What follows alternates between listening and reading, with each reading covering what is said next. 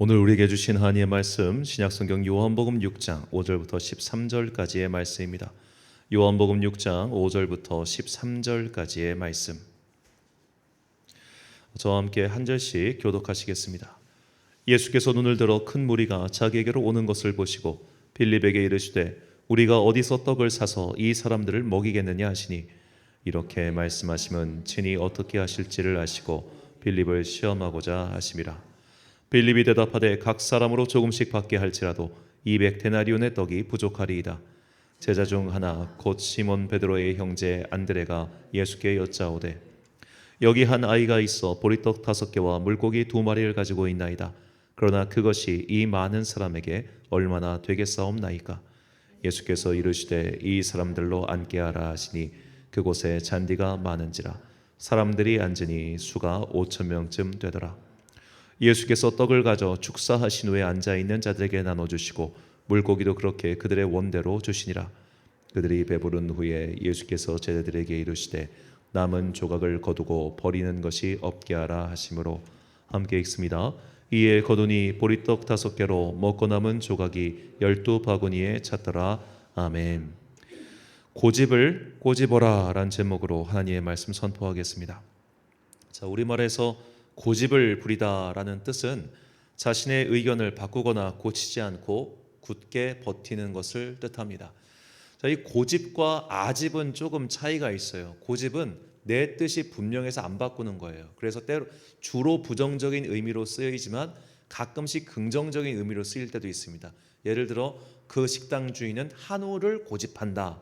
그런 식으로 할 때는 신념이 분명하고 세파의 영향을 받지 않게 뜻을 분명히 세운 어떤 그런 긍정적인 의미도 쓰이지만 고집의 부정적인 부분, 틀렸음에도 불구하고 끝까지 고집하는 것, 이것을 보통 아집이라고 표현해요. 그러니까 고집의 부정적인 것을 극대화시킨 게 아집이라는 뜻입니다. 그래서 아집은 긍정적인 말로 쓰이는 게 없어요. 우리가 주로 이 고집을 부릴 때 이 고집을 부리는 원인이 있습니다. 고집의 원인. 저는 이 고집의 원인을 여러 가지로 생각했는데 이 고집이 문득 고집이라는 다른 한자어로 표현하고 싶었어요. 고집은 고집이다. 이 고집의 이 한자어는 불교의 사성제인 고집멸도에서 나온 말입니다. 불교의 사성제란 불교에서 말하는 구원에 이르는 4가지 도가 있다 해서 이것을 사성제라고 불러요. 이것을 고집멸도라고 합니다. 그런데 이 고집멸도의 이 앞에 고자가 굉장히 특이해요. 이 말은 산스크리트어 고대 언어로 두카라는 말인데 이 말의 뜻이 맞닥뜨리기 힘든 것, 마주하기 버거운 것, 이게 고통이라는 겁니다. 자, 맞닥뜨리기 힘든 것, 마주하기 버거운 것, 바꿔 말하자면 맞닥뜨리고 싶지 않은 현실, 인정하고 싶지 않은 현실, 이런 것을 인정하지 않으니까 뭐해요? 고집을 부리더라는 거예요. 현실은 이건데 그 현실을 인정하지 않으니까 이렇게 계속 가게 운영하면 망하는데 운영 방식을 안 바꾸다가 망하는 그런 고집, 이렇게 살면 망하는데 계속 그것을 고집하다가 망하는 그 고집. 자, 이런 것들은 결국 내가 마주해야 마땅한 현실을 외면하기 때문에 벌어진다는 겁니다. 자, 이번 청소년 비전 캠프를 2박 3일간 하면서 저는 이제 2가지 고집을 마주했어요. 자, 첫 번째는 저의 고집이었고 제 안에 있는 고집의 한 종류였고, 두 번째는 우리가 보통 가지고 있는 한 고집의 종류였습니다. 첫 번째로 우리 안에는 나는 다르다라는 고집이 있더라는 거예요. 나는 다르다. 자, 우리가 보통 아이들한테 위로의 말로 너는 특별하단다, 너는 특별하다 이런 말 하지만 그건 위로의 말이에요. 네가 진짜 특별해서 그 말 하는 게 아니야. 우리는 사실 남들이 왔던 대로 살다가 남들이 가는 대로 가요. 많은 사람들이 내가 죽을 때 마지막 모습이 자녀들에게 둘러싸여 가지고 아들아 이제 아버지는 간다, 아들의 나의 유언을 잘 지켰다고 이렇게 죽을 것을 얘기하지만 보통 이렇게 안 돌아가셔요. 삐삐또 운명하셨습니다. 우리나라 사람들 99.8%, 99%는 병원의 침대 위에서 죽습니다. 나머지 1%는 교통사고 및 사망사고입니다. 정말로 10만 명 중 1명꼴로 주무시다가 돌아가시거나, 근데 그 주무시는 상태도 보통 집에서 이러시다가 돌아가신 경우가 많아요. 평안하게 살다가 평안하게 숨을 거두는 사례는 위인전에 나올 만한 사례입니다. 그런 일이 나에게 반드시 벌어질 거라 기대하는 것은 맞닥뜨리고 싶지 않은 현실을 외면하기 때문이죠. 우리 대부분은 아프다가 죽을 겁니다. 그런데 가끔씩 아침마당이나 텔레비에 나오는 100살 넘을 때까지 기력이 짱짱하시고 기억이 멀쩡하신 그런 분들을 보면서 나도 저럴 거야 그렇게 생각한단 말이죠. 이런 말이 있어요. 80이 넘어가신 분들은 치매 환자이거나 치매 중인 분이다 라고요. 우린 다 그렇게 늙고 노화하고 아프고 병들다 살아가요. 그런데 나는 다르다고 생각해. 그게 고집이죠. 이번에 청소년 비전 캠프에서 아이들에게 기독교 성윤리 교육을 해준 적이 있습니다. 내용은 사실 어떻게 보면 간단해요. 우리가 음란물 중독이라든지 뭐 여러 가지 성적 중독, 착취 이런 것에 휩싸여 있으면 너희의 인생이 비틀릴 수 있으니까 이런 것들을 피하라는 조언이었습니다. 어른들은 다 이런 말을 해요. 왜냐하면 자기가 살아봤으니까. 우리가 그런 시구도 있지 않습니까? 지금 알고 있는 걸 그때도 알았더라면. 내가 지금 40, 50이 돼 보니까 내가 만약 10대 시절로 돌아간다면 난 이걸 준비할 거야. 저걸 준비할 거야. 그래서 어른들이 좋아하는 게 특히 뭐 저도 그렇습니다만 회기물을 좋아해요. 옛날로 돌아가는 거. Again my life. 돌아가고 싶어. 그때로 돌아가가지고 지금 그때로 돌아간다면 분당의 땅을 반드시 사놓을 텐데 이러면서 부자가 되는 꿈을 꾸기도 하고 혹은 그때 못했던 공부를 하는 꿈을 꾸기도 하고 그런 식의 아쉬움이 있다 보니까 다음 세대 아이들한테 경고하는 거예요. 너 그렇게 살면 성병 걸려. 너 그렇게 살면 기운 빠져가지고 아무것도 못해. 이런 것들은 피하고 이런 것들은 해야 돼. 조언을 할 때 애들이 그걸 받아들이느냐. 제가 이제 다음 순서가 있어가지고 아이들 몇 명을 태우고 이제 봉고차를 타고 가는데 그 아이들의 그 반응이 들리잖아요. 뭐 저한테 하는 얘기는 아니고 지들끼리 하는 얘기였는데 그러니까 다 아는 건데 뭐 이런 반응이 있더라고요. 다 아는 건데 뭐 즉 나 그거 다 알아. 하지만 당신의 경고에도 불구하고 나는 그것이 해당되지 않아. 왜냐? 나는 다르니까. 나는 특별하니까. 나는 음란물 같은 거 봐도 중독되지 않아. 나는 이런 거에도 아무렇지 않아. 술, 담배? 아유, 물론 거기 빠지면 나쁜 거지만 나는 괜찮아. 그런 것이 나에게 영향을 주지 않을 테니까. 왜? 나는 다르니까. 나는 특별하니까. 자, 나는 다르다고 하는 고집. 그 고집을 갖고 있으니까 맞닥뜨려야 하는 현실을 외면해 버리더라는 거죠. 자, 우리 안에도 분명히 이런 습성이 있습니다. 이런 습성을 가진 사람들의 보인 행태가 요한복음에 잘 나옵니다. 요한복음에서 예수님께서 초막절에 그 잘못을 저질러서 붙잡혀 있는 여인을 풀어준 사건이 발생하죠. 그 일이 있은 이후에 예수님께서 자기를 믿고 있는 유대인들에게 이렇게 말씀하십니다. 요한복음 5장 31절부터 34절까지 말씀 제가 읽겠습니다. 그러므로 예수께서 자기를 믿는 유대인들에게 이르시되 너희가 내 말에 거하면 참으로 내 제자가 되고 진리를 알지니 진리가 너희를 자유롭게 하리라. 그들이 대답하되 우리가 아브라함의 자손이라 남의 종이 된 적이 없거늘 어찌하여 우리가 자유롭게 되리라 하느냐. 예수께서 대답하시되 진실로 진실로 너희에게 이르노니 죄를 범하는 자마다 죄의 종이라. 아멘. 자, 자기를 믿는 유대인들입니다. 예수님께서는 이 말씀을 바리새인이나 사두개인이나 제사장들에게 하신 게 아니라 나를 믿겠다고 따라온 사람들에게 하셨어요. 너희는 지금 죄의 종이라고 말이죠. 그러니까 대답합니다. 아닌데? 다 아브라함의 자손인데 당신 뭐 착각하고 있구만. 내가 마주하고 싶은 현실, 마주해야 될 현실을 외면하는 거죠. 그렇게 고집을 부리고 있는 모습. 이것이 우리의 모습은 아닌가라는 생각을 해봅니다. 내가 마주해야 될 현실이 있습니다. 나는 지금 체중이 많이 나갑니다. 살을 빼야죠. 그런데 괜찮아. 오버핏 입고 다니면서 감추고 다니는 거예요. 그래서 우리가 이제 조금 다른 얘기지만 다이어트를 할 때 추천하는 게 매일매일 네 몸을 눈바디 체크를 하고 사진 찍어서 보라는 거예요. 네 현실을 맞닥뜨려라. 너 지금 이거다. 너 뱃살 나왔다. 현실을 맞닥뜨려라. 오버핏으로 숨기지 말고 쫙 달라붙는 거 이거라. 실제로 이제 우리가 헬스장 같은 데 가면은 저 몸에 무슨 저렇게 쫙 달라붙는 거 있냐 막 이런 분들이 있잖아요. 그런데 그런 분들이 살 빼요. 매일 보는 게 내 살이니까 빼야겠다는 그 욕망이 생기잖아요. 가끔씩 어르신들 중에 병원 가기 싫어하는 분들이 있습니다. 가자 나 안 가요. 왜? 내가 병이 있다는 걸 아는 게 싫은 거예요. 현실을 마주하기 쉽지 않은 거예요. 우리가 이런 습관을 가지고 있는 한 우리는 변할 수가 없습니다. 그렇게 해서 결국에는 어떻게 되느냐? 저 안타까운 멸망의 길로 가게 되는 거죠. 그래서 시편 기자와 잠언 기자는 우리에게 이렇게 전해주고 있습니다. 시편 49편 20절 말씀과 잠언 28장 5절 말씀 우리가 참목소리를 읽겠습니다. 시작. 존귀하나 깨닫지 못하는 사람은 멸망하는 짐승 같도다. 악인은 정의를 깨닫지 못하나 여호와를 찾는 자는 모든 것을 깨닫느니라. 아멘.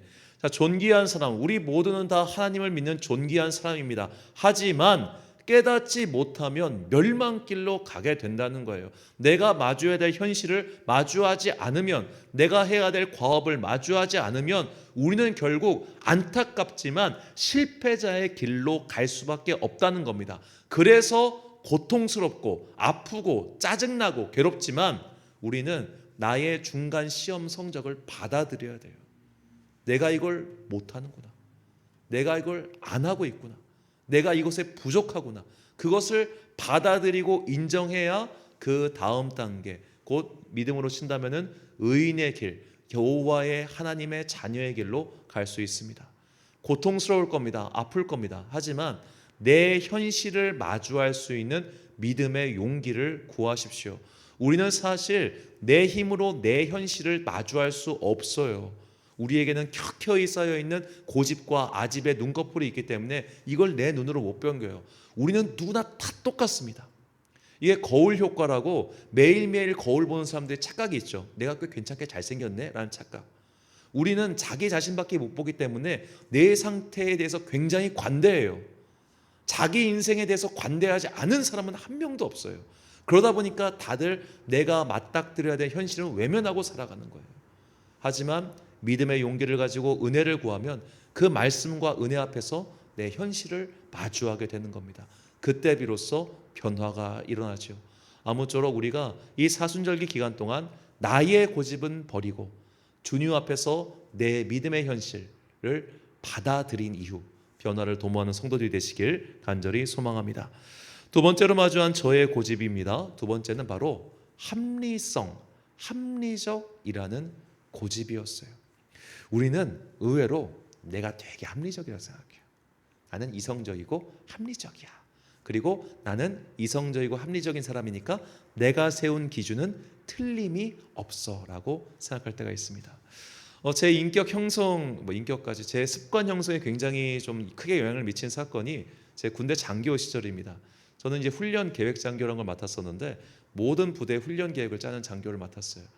군대 훈련 단위 다 분단위로 진행이 됩니다. 그래서 이 분단위 훈련을 다 계획을 짜는데 특징이 있어요. 절대로 이 훈련 계획서대로 현실이 움직이지 않습니다. 반드시 어긋남이 있고 지체가 있고 지연이 있고 부족한 게 있어요. 하지만 군대 훈련은 끝나는 시간은 똑같아야 돼요. 늦게 시작하건 중간에 미비했건 하지만 끝나는 건 반드시 그 시간 안에 끝나야 돼요. 그렇게 해서 미미한 것들은 다시 피드백을 해가지고 다음 훈련 때 반영이 될 요소가 될 뿐이지 이때 이거 못했다고 해서 질질 끌고 가면 안 돼요. 이게 제 안에 있다 보니까 제 안에 습관처럼 있는 게 뭐냐면 예배는 반드시 제 시간에 맞춰야 돼요. 설교는 절대로 늘어나면 안 돼요. 그래서 저는 제가 예전에는 이렇게 설교하는 분들 좋아하지 않았습니다. 설교를 하다 보면 꼭 그런 게 있어요. 그날따라 주제가 성도들의 마음에 전혀 울림이 없는 주제가 있어요. 특히 이제 절기 설교 같은 경우는 특히 그렇습니다. 그러면은 눈에 보이잖아요. 집중 못하고 있는 거, 흐트러진 거. 그때부터 갈등이 생겨요. 저것들을 어떻게 하면 깨울까? 쟤를 어떻게 하면 다시 돌려놓을까? 그러면서 소위 무리수를 두기 시작합니다. 한번 그렇게 꼬이면 시간이 늘어나요. 질질질질 30분에 끝나게 40분, 50분 늘어난단 말이에요. 이게 너무 싫었어요.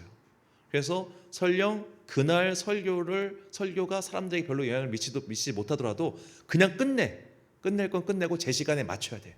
제 시간에 맞춰야 버스도 늦지 않고 제 시간에 맞춰야 식사 시간도 늦지 않고 제 시간에 맞춰야 여러 가지 것들 자꾸 머릿속에 생각하다 보니까 예배가 늦게 끝나는 걸 좀 지독하게 싫어했어요. 못하더라도 미비하더라도 그건 다음에 하고 여기서 끝.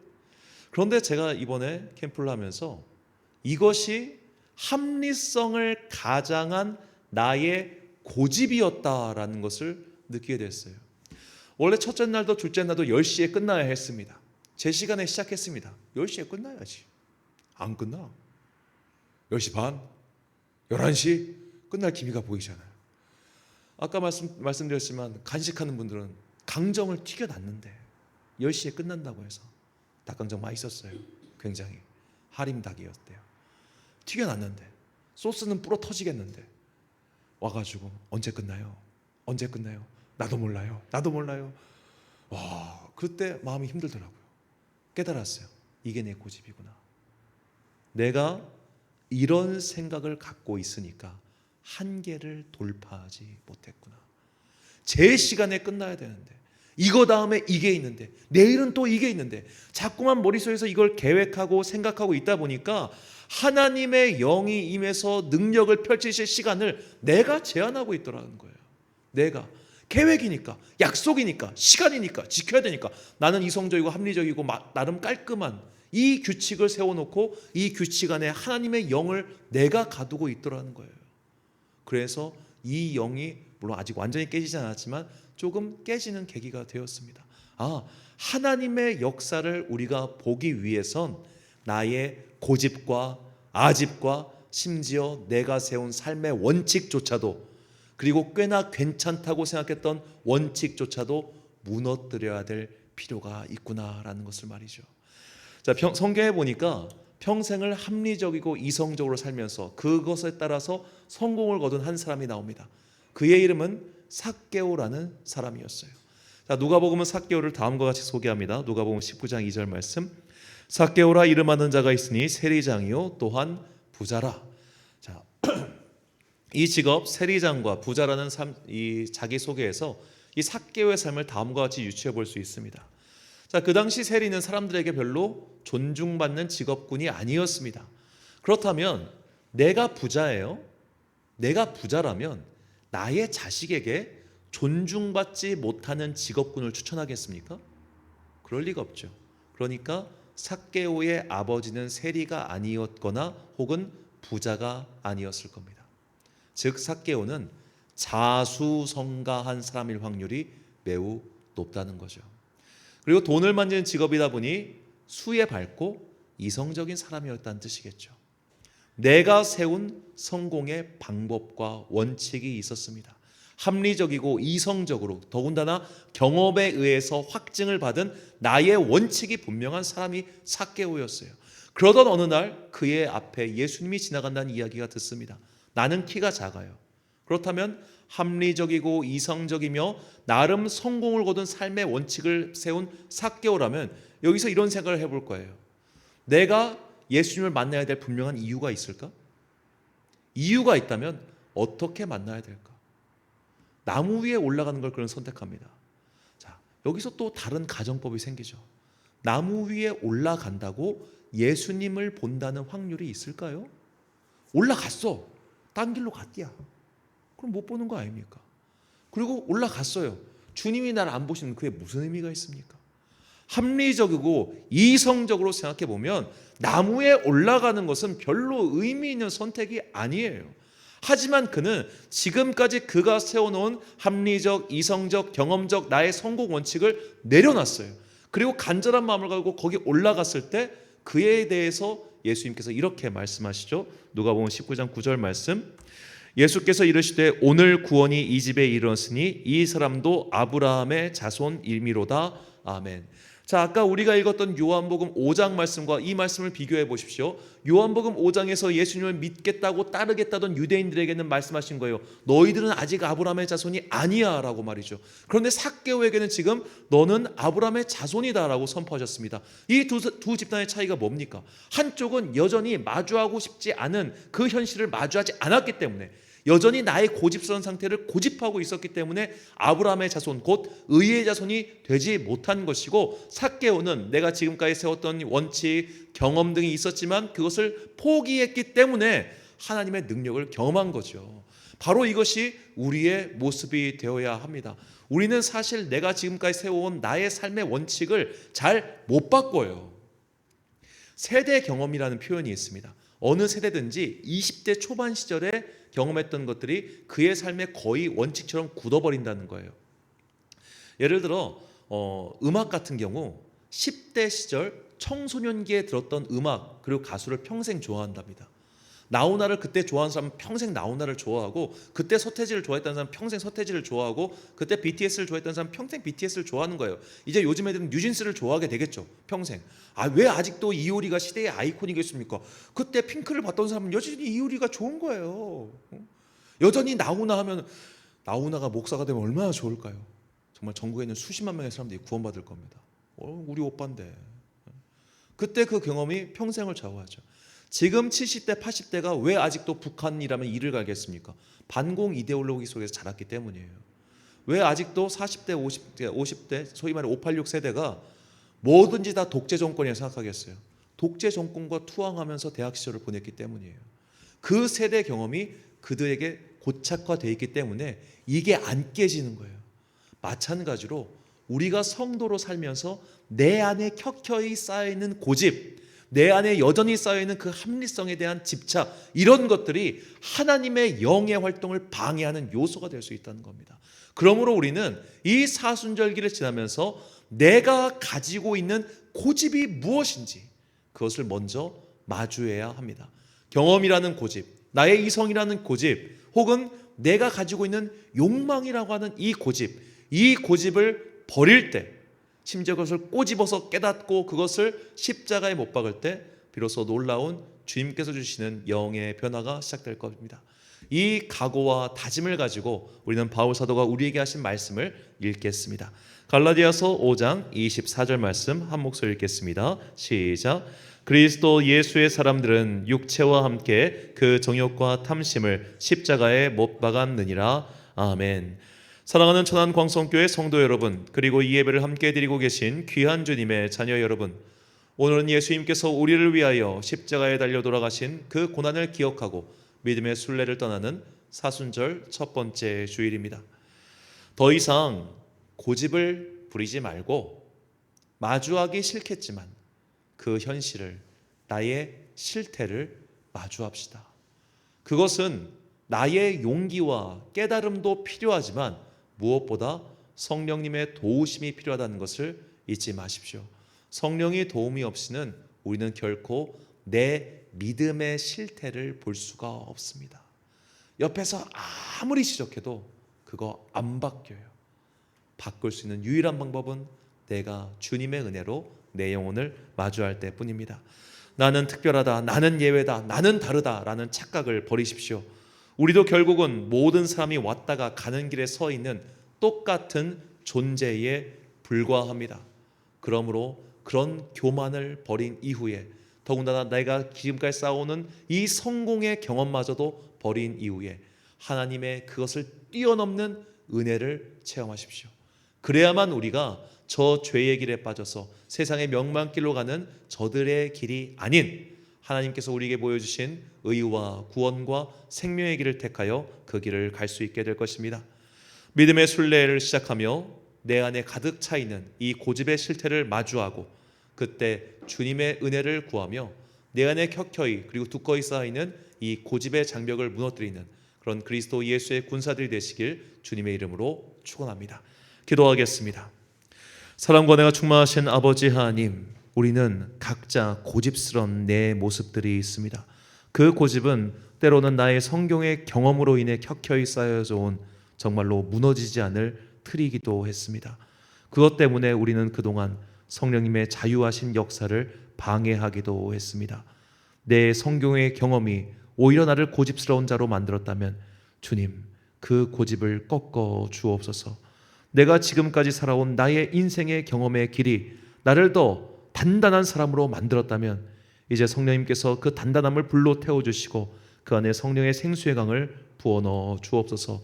무엇보다도 내가 마주해야 될 현실이 있다면 비록 고통스럽고 아프다 할지라도 그 현실을 마주하고 주님의 은혜의 힘으로 그 현실을 극복하는 사람 되게 하여 주옵소서. 마주하지 않으면 극복할 수도 없다는 이 단순한 진리를 깨닫고 이제 이 사순절기 동안 날마다 기도하며 주님의 은혜로 내 영적 실태를 마주하여 마침내 변화를 도모하는 그런 성숙한 주님의 자녀가 되길 간절히 소망하오며 이 모든 말씀 우리 구주 예수 그리스도의 이름으로 기도드립니다. 아멘.